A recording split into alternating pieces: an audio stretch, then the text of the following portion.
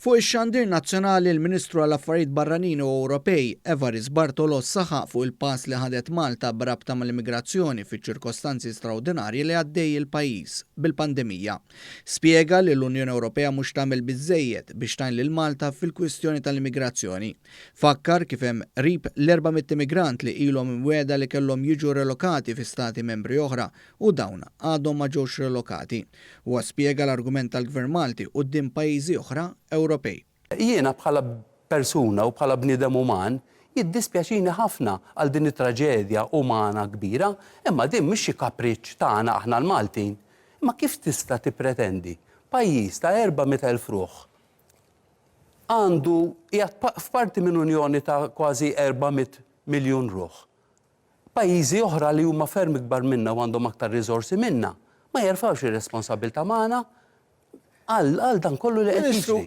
Il-Ministru Bartolos spjega l-proposta tal-Gvern Malti dwar għajnuna umanitarja mill-Ewropa lil-Libja li tammont tal 100 miljun euro qed tirċievi appoġġ minn diversi pajjiżi fosthom dawk fin-nofsinhar tal-Mediterran bħall-Italja u l-Greċja.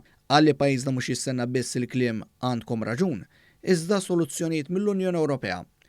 Tkellimt mal-Vatikan, tkellimt ma' Kummissarju tal-Unjoni Ewropea.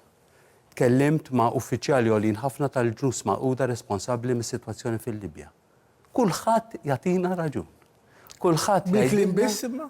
Bil-kliem biss, għax imbagħad iħalluna waħedna. Intant fuq l-istess programm fuq ix-xandir nazzjonali tkellem il-kelliem tal-Oppożizzjoni għall-affarijiet barranin.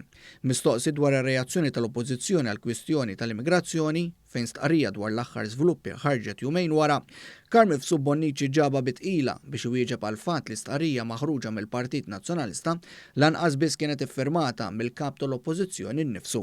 Anke l-fatt li l-istqarrija għax kellha l-firma tal-kap tal-Oppożizzjoni meta l-oħra kienet maħruġa mill-Prim Ministru u kol ħolqot ambivalenza sort of li insomma mhux mill-partit ħarġet. Ma il-Prim Ministru u l-kap tal-Oppożizzjoni normalment jippareġġjaw xulxin, ġifieri inti tgħallimni fil-politika. Jista' jkun. Fil-programm il-preżentatur ukoll fakkar lid-deputat nazzjonalista li fil-Partit Popolari Ewropew, il-familja politika li fiha hemm il-Partit Nazzjonalista, jeżistu partiti li għandhom it-tmexxija ta' stat membru u mhux juru solidarjetà ma' pajjiż bħal Malta fuq l-immigrazzjoni. Hemm partiti tal-EPP fosthom l-Ungerija u l-Polonja illi qasbis isemmijilhom l-immigrazzjoni. Qasbis isemmijilhom aħseb wara kemm jaċċettaw illi jgħodu xi immigrant.